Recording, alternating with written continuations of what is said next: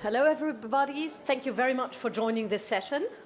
I'm very happy to have Stan Sugarman with me.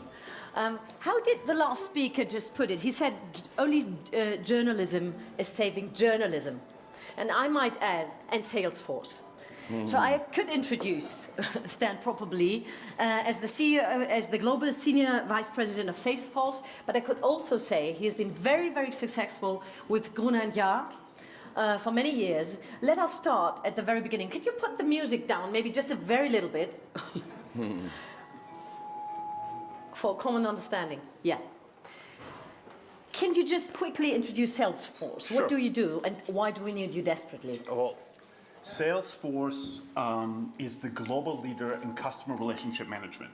So it was founded in 1999, and Salesforce enables every company, no matter what size and what industry you're in, to take advantage of powerful technologies, cloud, mobile, social, IoT, artificial intelligence, to connect to their customers and consumers in a whole new way, which I think is really the advantage here is, in 19 years, Salesforce has morphed from a Salesforce automation tool to a tool that helps every company, regardless of B2B, B2C, employee to employee, really orchestrate all those touch points. And that's where media has to go to. They have to orchestrate all those touch points.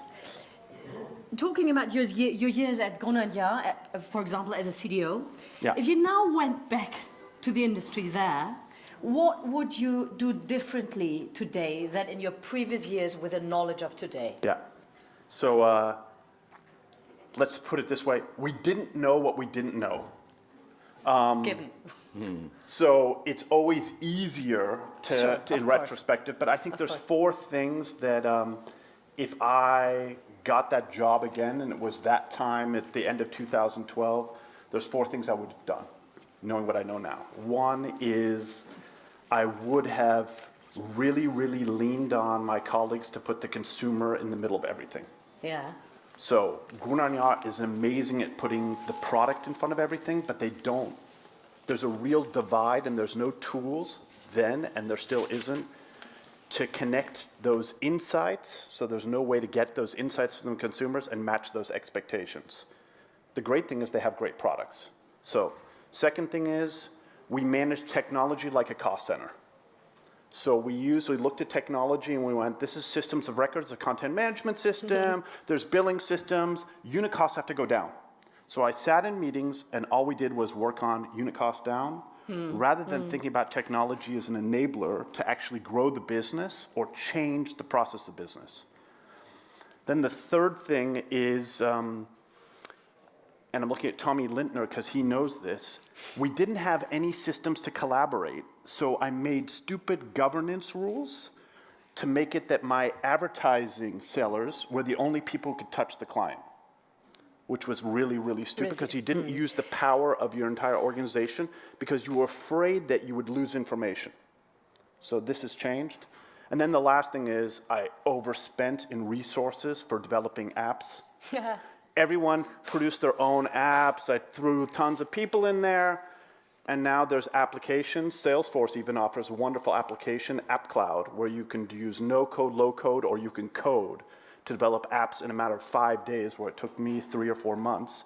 And then you can sunset them quickly if they're not succeeding. Do you subscribe to the sentence of Juan to say from ad revenue to reader revenue fully? If I look at businesses and that are, they are in the later stage of their life cycle, then you have to go, what is the unique proposition of that business? And the publishing business, magazine, newspaper publishing businesses, from advertising standpoint, are in a later stage, which means the effort. It was the cake, and now I'd say it's the cherry on the cake. But where they have an amazing chance and opportunity is to really take all the information they have about the readers, give those readers amazing products, build on those products, and create new revenue streams. You have a product under your roof which is called Salesforce Einstein. Yes. What does it serve? And tell us the backstory behind it. So Einstein is artificial intelligence for everyone. And I think Einstein came out, he's like, what's really difficult is to make the complex easy. And that's what Einstein does. It makes machine learning easy for everyone. In fact, we're coming out with a product called My Einstein, where you can take your own data, plug it into Salesforce Einstein, and actually you don't need a data scientist anymore to do, natural language processing and pull out and digest this. This will do it for you. So my one thing is, don't start hiring data scientists. You won't get them anyway, because Google and Facebook will hire all of them. Partner with people who give you the tools so you can do all this great automation. But coming back in mind to the Morning Post from Hong Kong this morning, he said they've tripled the tech people. What do you think shall be done in-house in the future, where you should grow and breed your core knowledge about IT? Yeah. And what should you hand out? Yeah. So where is this kind of gap or line, red line? I think you have to ask, what's my really one USP? I think every company, they go, we have a bunch of USPs. I would insource everything that has to do with my really significant USP. If I'm looking at For example, make an example.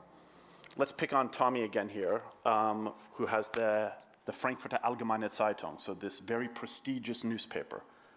I would say that research and content and journalism is the USP of this.